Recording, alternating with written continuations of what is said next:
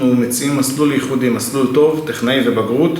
אנחנו גם כן מאפשרים לתלמידים בכיתה י"ב בעצם לעשות את התעודת טכנאי, מתוך שאיפה שכולם ימשיכו גם ללימודי הנדסאי. הם מתגייסים לשירות צבאי במסגרת טכנולוגית במקצועות החשמל השונים שיש לצבא להציע.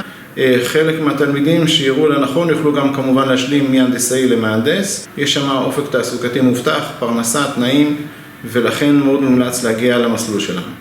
אנו חיים בעידן המודרני שבו מדינת ישראל היא מעצמה טכנולוגית מהמובילות בעולם. התעשייה זקוקה לאנשי מקצועות טכנולוגיים כדי לתפעל ולפתח אותה.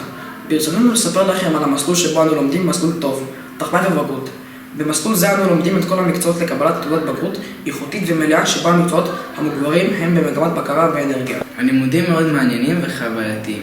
אנו לומדים כיצד מייצרים חשמל, כיצד הוא עובד ומפעילים מכשירים שונים.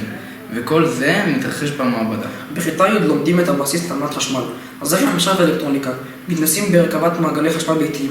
בכיתה י"א אנו לומדים על חשמל, המפעיל את רוב המכשירים שאנו מכירים בבית ובתעשייה. אנו לומדים לתכנן חשמל למבנה תעשייה ומגישים על כך פרויקט גמר.